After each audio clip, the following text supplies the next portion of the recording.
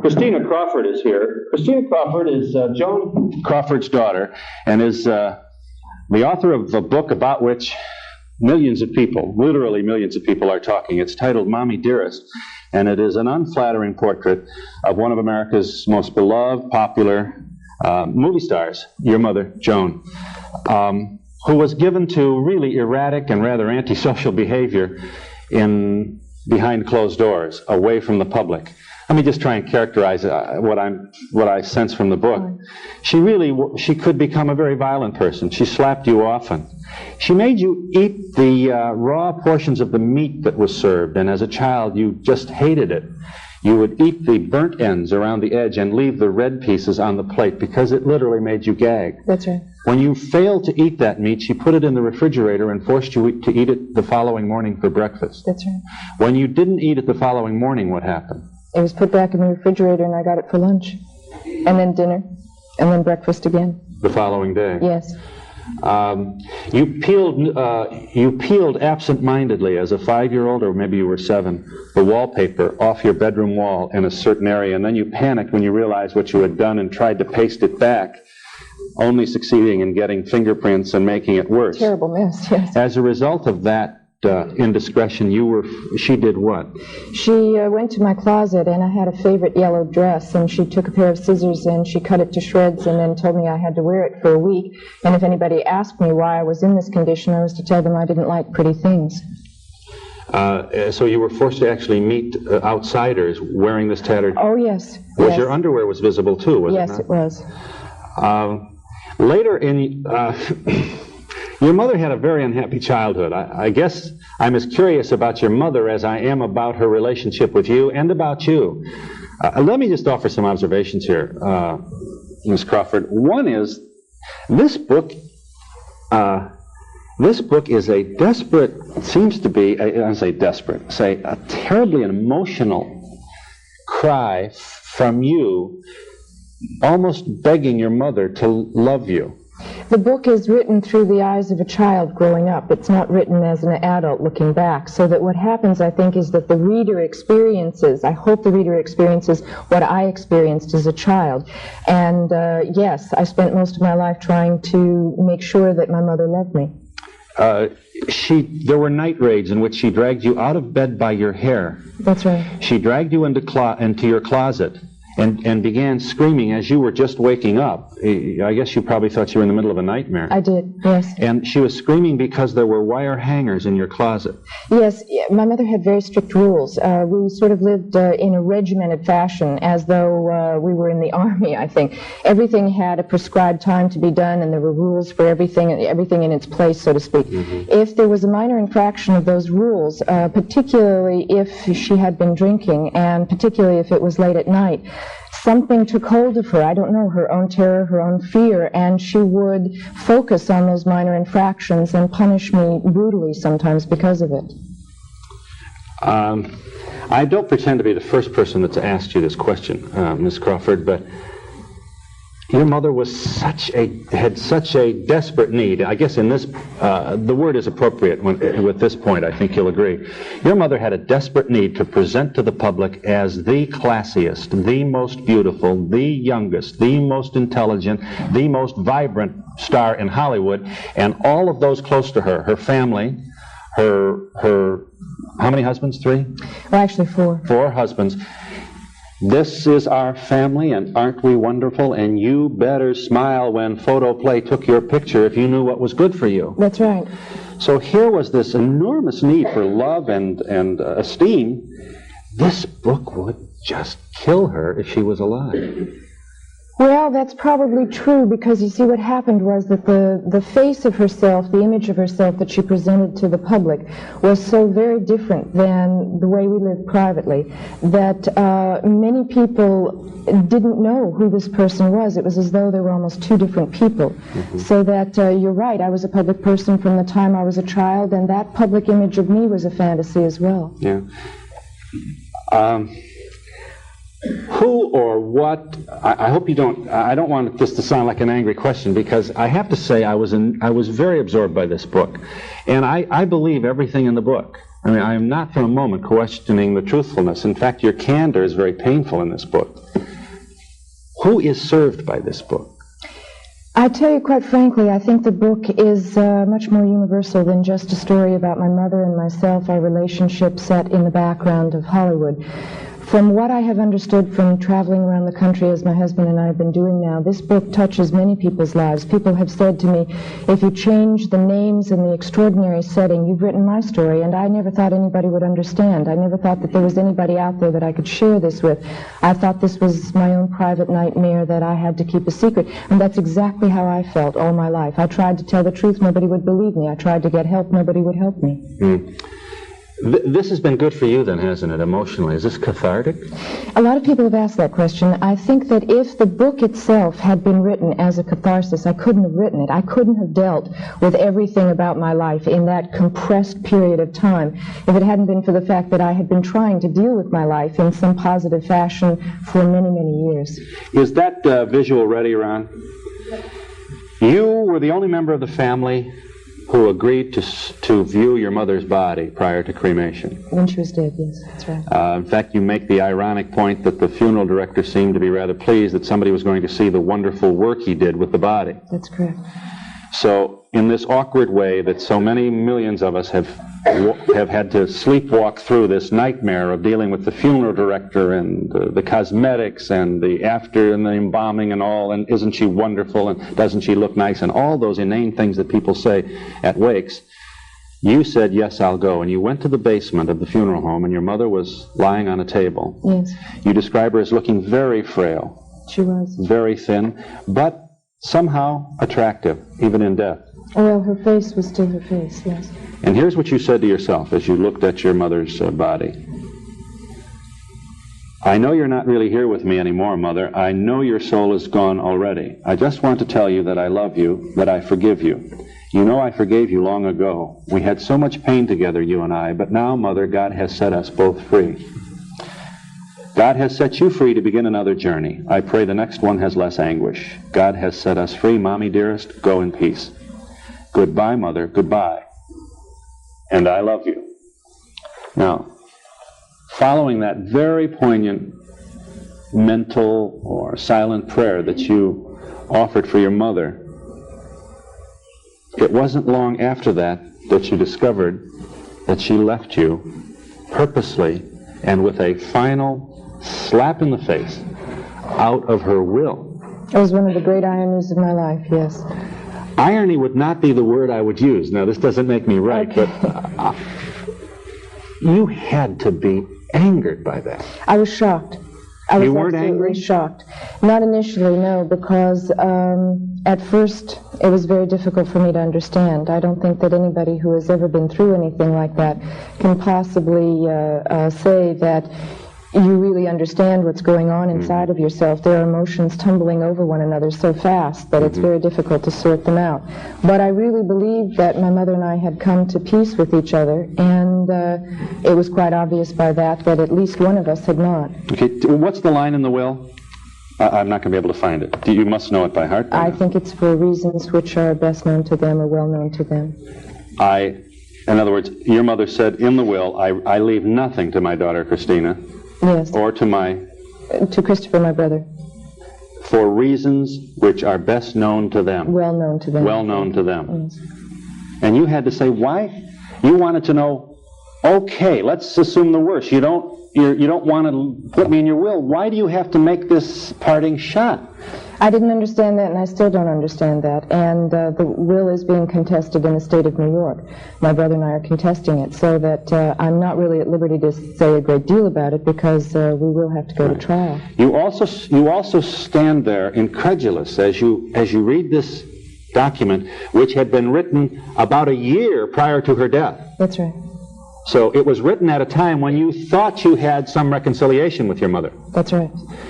And you speculate in your book that here is your mother in death, reaching out of the grave and slapping you one more time. That's right. That's right. It was very disturbing, very upsetting, and particularly because I felt that, as I say in the book, that if it were simple disinheritance, there was another way to go about it. I felt that my reputation, my life, was in question. Now, this analysis and a dime will not get you a cup of coffee in the 70s, but please allow me ask you to comment on this. An amateur analyst will be tempted to conclude that if your mother reached from the grave to slap you by leaving you out of the will, you have returned the indignity with this public disclosure of her indiscretion. There have been people who have said that, yes, and I think it's no secret that the book is very controversial, that I have become a very controversial person. My feeling is, and the reaction has been, that when people have read the book, when they've read the whole book, when the book is able to stand for itself, they haven't asked the question.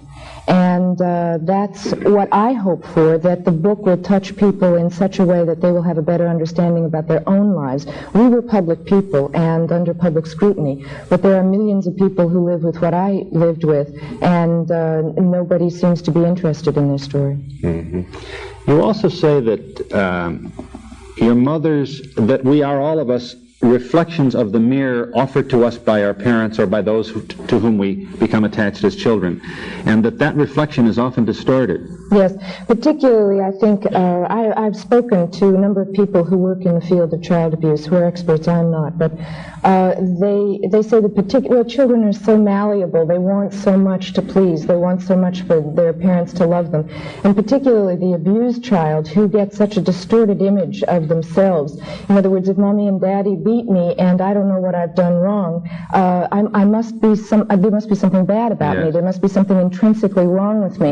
And so the child becomes very guilty, and that becomes like a vicious cycle. The harder they try, the less they succeed. And so particularly, I think, in the field of child abuse, it's important to understand that the child keeps working harder for that parent's love and gets less and less, so that they grow up into adulthood having this image of themselves as a mirror of what they see from their parents. It's very distorted, very distorted. How are you doing? You look happy. You have a happy marriage. Yes, I do. I'm very fortunate. I'm very lucky. How long did it take you to get on your feet from what had to be you had to feel awful by the time you were 18 years old, going out into the world? Much younger than that. There were times when I was around 15, 16, when I didn't think I had the will to live anymore. I honestly thought I was going to die. How old were you when your mother last slapped you in the face? Oh, I guess I was about probably 15, 16 years old. I was rather surprised that there was not a more vigorous attempt in the book to explain your mother's behavior through her own loveless childhood. It's touched on in the book. I have to explain also that my mother wouldn't talk about her past. She wouldn't tell us what had happened to her, so that the little information I had to put together like pieces in a puzzle. And the stories changed from time to time, so that I put everything in the book that she told me, everything that I knew about. But is it possible that your mother behaved this way? I don't mean to say we're all robots, but I wonder if you had been raised the way your mother had been raised. She lost her parents early, her father deserted her. She had a father who just took off, didn't come home. Then another man entered her mother's life, and she became attached to him, and he bailed out. You know what you're saying? I did have that same one. Very similar. But, very similar. Okay, well, my question is, if you had been raised as your mother had been raised, do you think you probably would have knocked your kids around too? I pray to God I wouldn't, but I think that you have to make some conscious choices, and I think that you have to understand that if you've led that kind of life, you may need professional help. You may not be able to stop that kind of behavior pattern by yourself. I went and got professional help, and I hope that other people will have the courage to do the same. Okay, let me just take a quick call here, if we may. Is the caller there? Yes, I am. Go right ahead.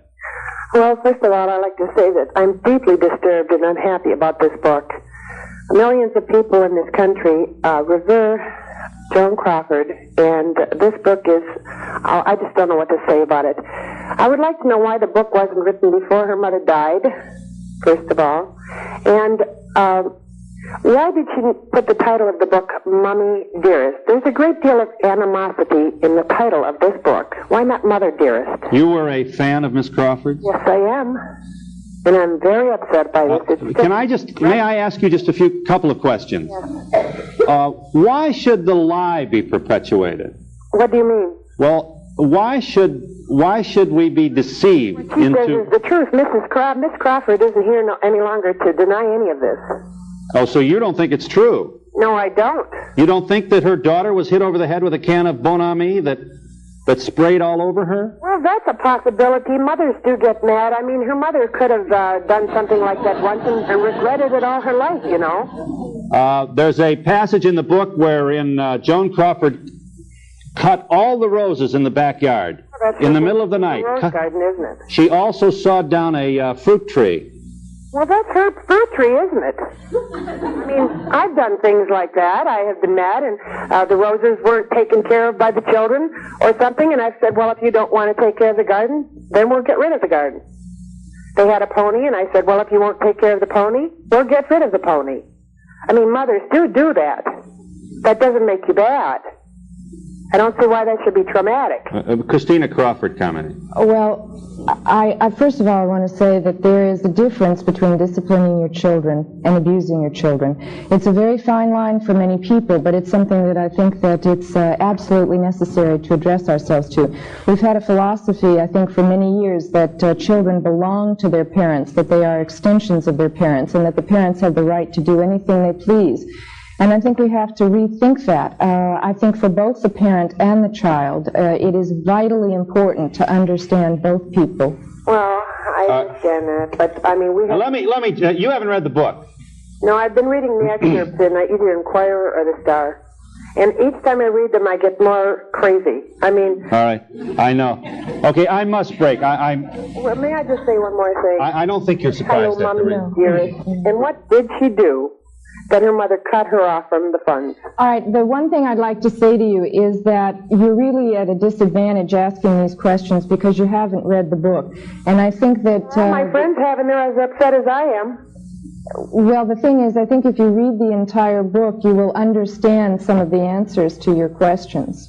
All right, I do beg your pardon and ask that you stay with us for the entire program. It's up to you. Mommie Dearest. Why Mommie Dearest? Mommie Dearest was the way she signed her letters. Oh, I'm sure. Mommie Dearest. All right, okay. You'll buy it, I won't. We're with Christina Crawford, and we hope you'll join us.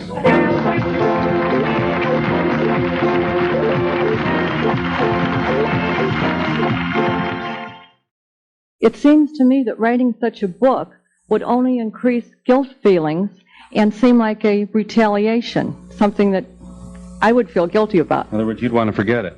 Right. Can you, though? I never could if the whole world knew it. In other words, you'd be embarrassed that everybody knew it. That's right. You'd I want to think keep there's this... some things that are too Isn't it better, though, to get it out? I mean, if you hold it in, it's going to There's come out. always a few close friends you could tell without telling the world. That would be the way I'd feel about it. Uh-huh. Well, I think telling the truth is difficult under any circumstances, but I think what I said earlier was that basically I was a public person from the time I was about 2 years old, so that a lot of my life was already public information, and it was a fantasy. It had nothing to do with reality, so that what I did was tell my story and take the right to tell my story for myself. You know, when my kids were young, I can remember whenever I introduced them to the priest or my boss or somebody that I wanted to impress, I looked at him as if to say, don't pick your nose, I mean, I think, don't we all do that? It sounds to me like you had an enormously exaggerated sense of that with your mother. Well, I think that it was exaggerated perhaps by the fact that we were both public people, so that we were not private people to begin with. Didn't you really resent that being trotted out in your little pinafore all the time? A child only knows their own world. You don't have much to compare it to. So that I didn't really realize that the rest of the world lived very differently than we did until I was much older, 8, 9, 10 years old, when I got into school and saw other people and heard how other children lived. Mm-hmm. Yes. Ms. Crawford, you were talking about other people relating to you of a story that they've tried to tell or a cry they've come out with. is this book something that you had thought about for a long time that you'd wanted to do and at some point had the ability to put it down on paper? Well, I thought about it on several different occasions at various times in my life, but I didn't feel that I had the personal perspective to write the book, and also I didn't feel that the relationship with my mother, which is a focal point of the book, had in any way concluded or resolved itself. Your mother was in love with Clark Gable. And you suggest that he was only one of two men that she loved? Well, I think there were probably 2 or 3 men that she was unable to dominate, so that she had great respect for them, and I think a lifelong love for them, for some of those very reasons. Why do you think your mother knocked you around like that? Why do you think she did that? You admit she loved you. Yes, and I. So you know your mother loved you. That's right. I don't know how you know, but I'll take your word for it. You know, it's hard to see that through this kind of I know it is, but that's probably one of the most difficult things to understand about this book. You see, it would have been much easier, perhaps, if I could have said at any given point in my life, that's it, I can't take any more and I'm leaving. And a lot of people have asked me why I didn't do that. That was simply my choice. My brother had some different choices. He tried to leave, but those were my choices, and that's the way I dealt with it. You're at peace with the book, and did you expect this kind of attention?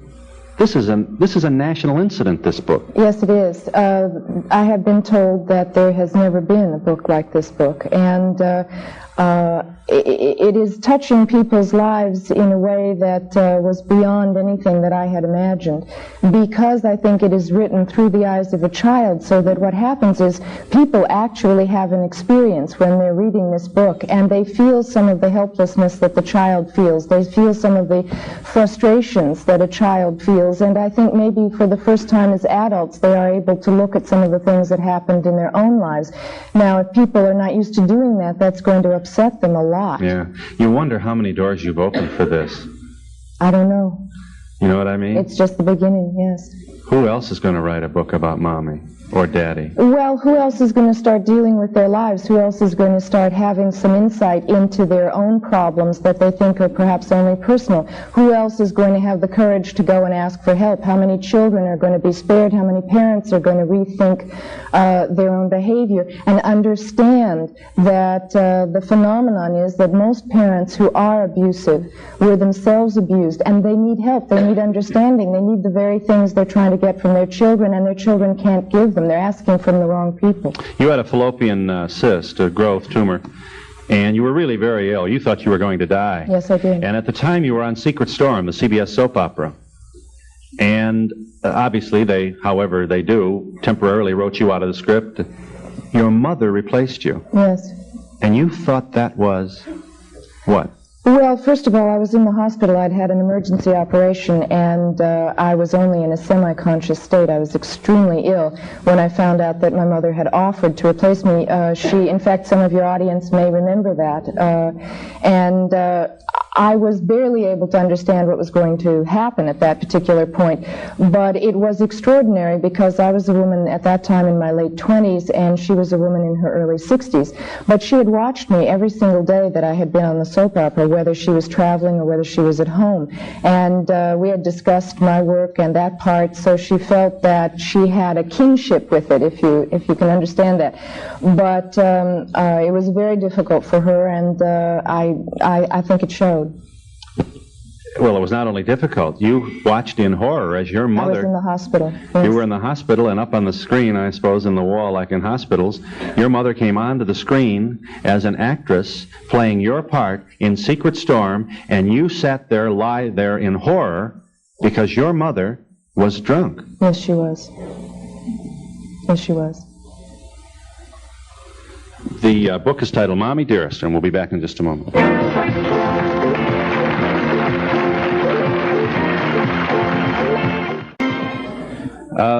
Christina Crawford is on the line. Hi. Is the caller there? Yes. Go ahead. When I was a teenager, friends of ours had a motel that was near Drury Lane. And when Miss Crawford was staying at this motel, I had to call after that other woman called and said she couldn't believe anything in that book. We were at poolside, and she came out, and we naturally got excited. There were a lot of stars that stayed there, and they were all very nice to us. Okay, we have very little time, okay? You'll get to your point. Very nasty to us and treated us like dirt, and we found out she was nasty to everyone at that motel. Nothing was good enough for her, and she was never happy. Mm-hmm. So I can believe everything that was in that book. It can't be a lie.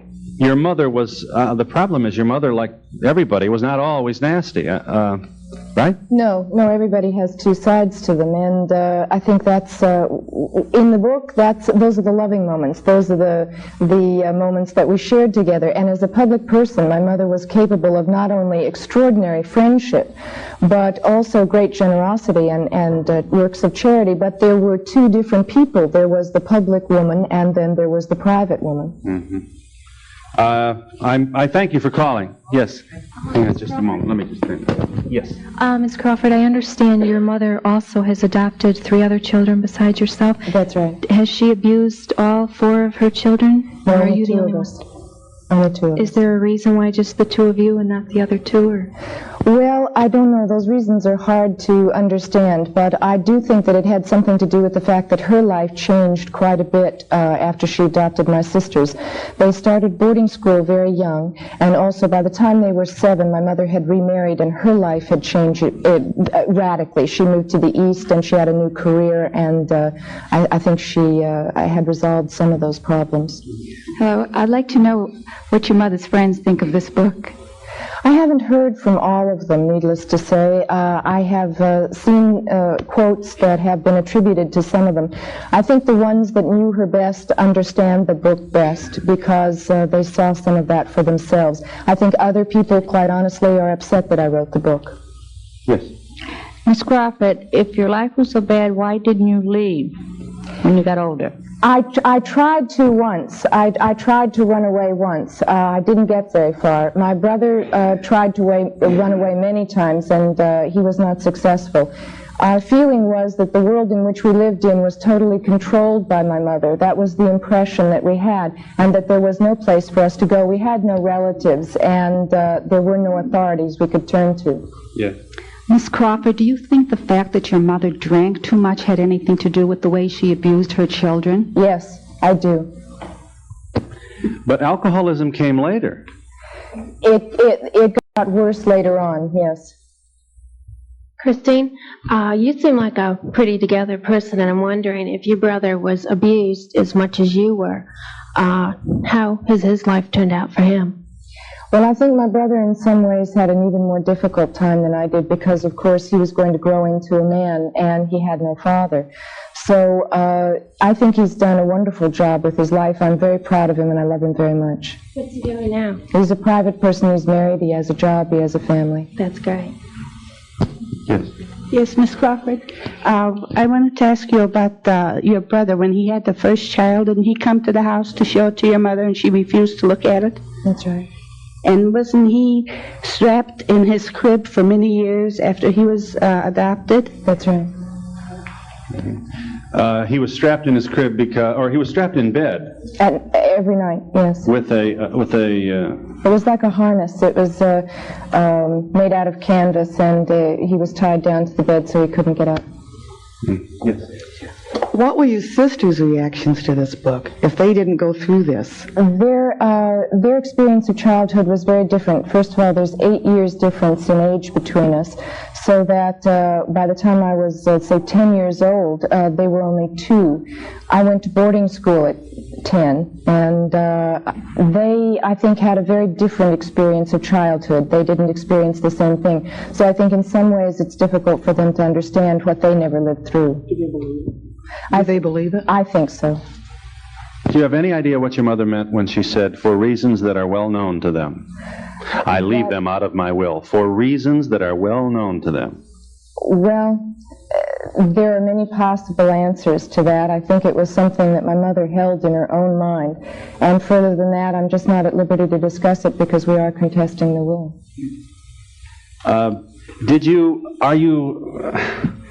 I guess there's a certain amount of guilt that everyone feels when a loved one dies. You know, if it's an uncle, there was a time when you were a kid when you didn't want to play Chinese checkers with them. You know, I mean, everybody suffers.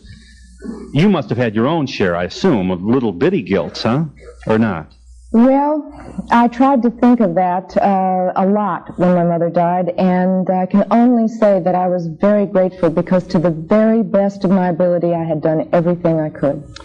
You did not see her, however, for a protracted period of time prior to her death. That's right. She lived in New York, and she didn't travel very much in those days. And in fact, the last several years of her life, she barely left her own apartment. I was living in California and in the process of trying to change my entire life. I went back to school. You had gone through a divorce, a painful divorce. Yes, that's right. And I was, quite frankly, totally caught up in my own life and trying to do something else with it. So the distance then between your last personal encounter with your mother and her death was more than a year, 2 years? Yes, it was. It's about 2 years. We were in contact with one another, and she knew all the details of my life. It's just that we didn't see each other. Mm-hmm. And the reason you didn't is both professional. You were in the West Coast, she was on the East Coast. You were dealing with your own pain and trying to figure out who you were. That's right. And what, you didn't feel up to, presumably these encounters would have been painful for you anyway, huh? Well, also, quite frankly, I just simply didn't have the money to make long trips. Most of the money that I had was going for my tuition. I was getting a master's degree at the time. Was there any time during the last 2 years when your mother tried to, you never call and do the guilt thing on you, or? No, I don't know a great deal about the last several years of my mother's life because she became, from what I understand, very reclusive. She didn't see her personal friends to any great extent, and I believe she was quite ill. We're with over here, Ms. Crawford. I would like to know, do Joan Crawford have any natural children of her own? No. No. All were adopted. And what age did she decide to write the book, Miss Crawford? Miss Christina Crawford. I was 38. Yes. Your story seems like such a tragic one. Do you think that you could relive it through a 4-part miniseries, or if you were approached by Joseph A. Levine to do a movie or something like that? The rights have been sold to Paramount and Frankie Blondes. Will you be starring in it? No. Did any of your mother's husbands try to help you when they saw what was going on? My mother was only married for a brief time when I was a young child, for about 2 years, and not again until I was 15 years old. So there were no men there, no. As a mother, I think it's wonderful that you have shown such love for your mother, and good for you. Go ahead and write about her. Thank you. We enjoyed reading it. Thank you.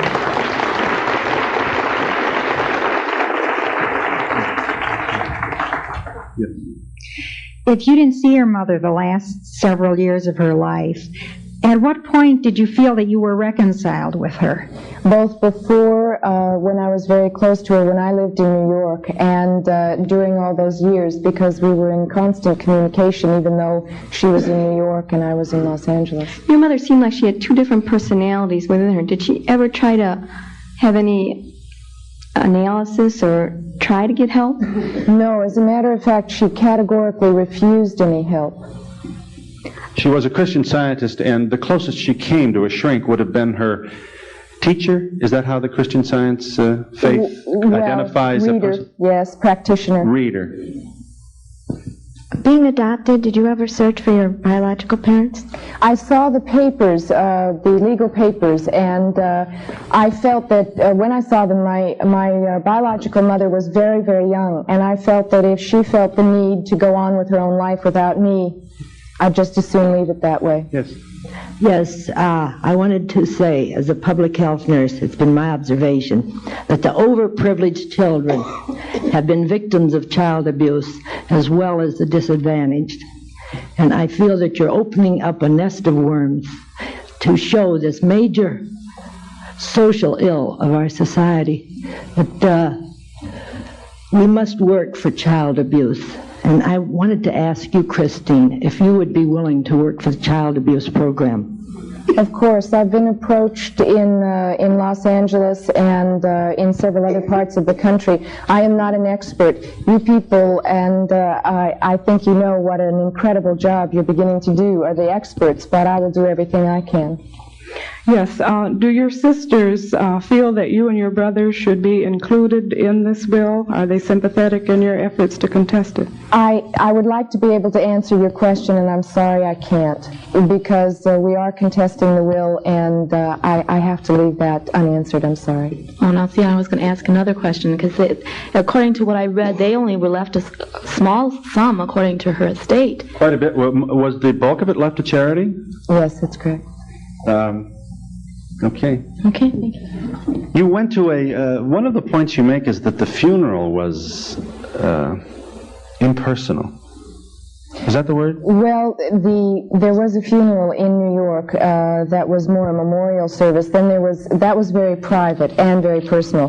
Then there was a more public memorial service in New York and a very public memorial service in Los Angeles. Is it your view, as a result of the exposure that you've had and coming now, there will be people who will come up to you after this show probably and privately say, "Wait till I tell you what happened to me"?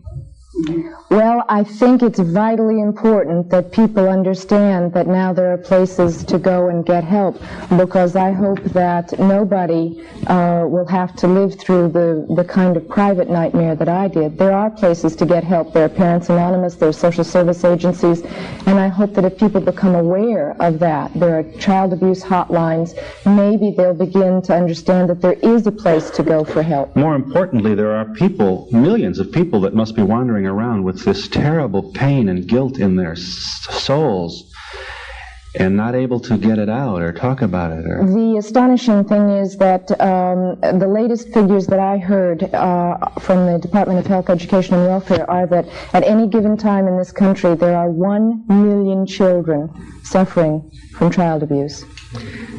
I'd like to, if you don't mind, I'd like to just read this paragraph here. Do you mind? Go ahead. The morning of May 10th, 1977, only one woman was with Mother. She arrived in the morning to relieve the other woman who had stayed the night. She realized that Mother had been through a very bad night, but was surprised at the clarity with which she spoke. There were only 2 of them in the room when the end finally came. The woman, realizing there was nothing more she could do, began praying. At first the prayers were silent, but as she realized how close the end really was, her prayers became audible. She was praying aloud, and Mother heard the words. My mother raised her head. The last coherent words from her mouth were, "Damn it, don't you dare ask God to help me." A few minutes later, Mother was dead. She really had awful, awful pain. Did you know how bad her pain was prior to researching for this book? Obviously, you interviewed the woman who was with her. I didn't interview her. She volunteered the information. We're in Chicago with Christina Crawford, and we'll be back in a moment.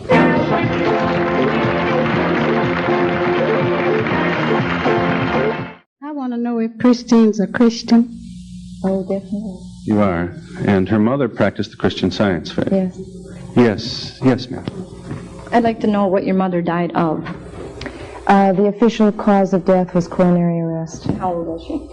I believe she was 72 or 73 years old. She lied about her birth date. That was one of the... Many people do. That's true. But 1904 was her birth date, and she tried to make it 1908. That's what my grandmother told me, yes. Yes.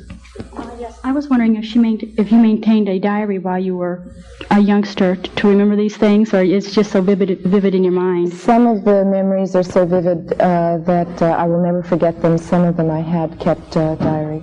Yes, I'd like to know, can you attribute anybody in your life for helping you out a lot through your emotional problems? My husband sitting in the audience right there. May we ask David to stand, if you will, please? Thank you.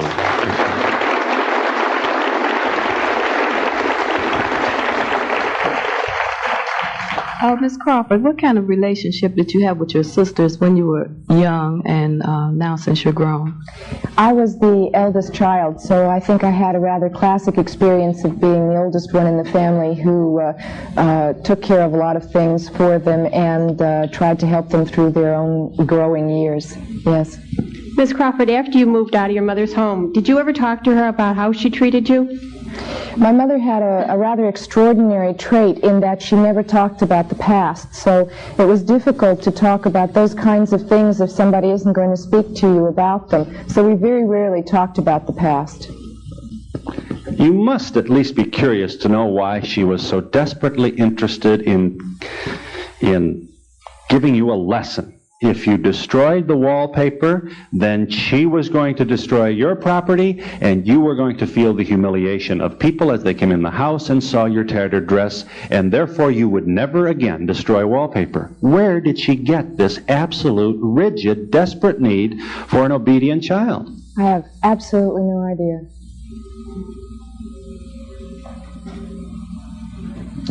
Yes. How many years did it take you through therapy to get the way you are now? Well, to some extent, I think a lot of my adult life has been involved in therapy, but I was officially or formally in therapy for 3 years. Christine, did your mother regiment her life the way she tried to regiment yours? Absolutely. Absolutely, down to the very last detail. Yes. What's what? What's Christina's reaction to Joan Crawford's parents? My grandmother? Yes. My grandmother I loved very much.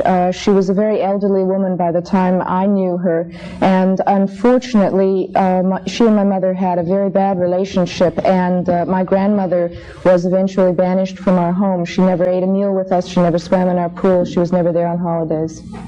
Christine, I want to tell you that I'm in the same boat that you were in, and I try to help my parents as much as I can. And did all the things that you try to do, I try to do, and which I couldn't do anything about it. But at the end, I still loved her, and still loved my parents. So you understand? Yes, and I'm grateful to my husband, too, that he was always sticking with me like your husband has stuck with you. Thank you. What would you change? What would you change if you could get your mother back? I mean, you've got to feel, well, maybe it was good that you didn't go to see her. I guess I'm projecting. You're asking me what I would change for my mother? I guess in your own behavior, if any. Well, I don't know. Hindsight is, like Monday morning quarterbacking, but I don't know what I would do. You can say, oh, I would have done this differently, or I would have done that differently, but for my mother, if I could have given her a gift, it would have been the gift of understanding of herself. Mm-hmm. You had to accompany her to Carmel, where you had a residence, apparently. We rented. You stayed in a hotel? In the summers, yes. Oh, cottage. It was a cottage deal. Yes. And on one occasion, you accompanied her to Carmel, where she had a boyfriend, and you were obliged to refer to the boyfriends as uncle. Yes. You had about 6 uncles. Well, she had about 6 boyfriends. Yes. But you have one, you share with us in the book the fact that she went to Carmel and you met Uncle Ben or whatever it was, and then she went to San Francisco and you met Uncle Harry. Yes. So as a child, you were exposed to to a number of people. Yes. You were also, a mother was never ready. Whenever the beau came, the suitor called, she was always in her underwear, not prepared to come downstairs. Yes, I was very embarrassed. And part of your responsibility was to mix a drink for these. Yes, I was a bartender at about the age of 9. And you enjoyed really mixing them a stiff one. Well, children survive in whatever way they can, and I guess that was one of my ways of getting back. Yes. Did your perception of your mother's many boyfriends, did you know that she was intimate with all these uncles? Not in the sense that we would know as adults. A child only understands bits and pieces of what's going on around them. So I saw the provocative behavior, but I don't think I was aware of the entire picture, no. One more question now. When the Hollywood community had this big memorial celebration down memory lane, Joan Crawford thing, and John Wayne and George Cukor and all the biggest names in Hollywood were there, they were a very impersonal bunch, you thought. Yes, it was a rather extraordinary evening. I had been invited with my husband and stepson, and we did go. And I reported it as I saw it happen, and there was a lot of very peculiar behavior, I thought. peculiar, meaning they didn't... Well, it was a public tribute. It was television, cameras and all that sort of thing. And I had this sense that it was more like a premiere than a memorial, so that it was difficult to kind of adjust to what was going on. And you were never even introduced. No, I was not. You stood up with the category of friends and relatives? Friends and others. Friends and others. There was no category for relatives. We'll be back in just a moment. Mommie Dearest is the story of a little girl who tried very hard to get the love of her mother and occasionally succeeded. But she also took, it's clear, a lot of abuse and wondered why and was bewildered and saddened by the fact that your mother apparently went to the grave with a lot of pain and anger that had not resolved itself. Mommie Dearest, its title. Many thanks to you, Christina Crawford. Much happiness to you and to David. And to you, thank you for joining us. Goodbye. On a recent Donahue program, a woman complained that her husband left her after she put him through medical school. Now he steps forward to tell his side of the story. Next on Donahue.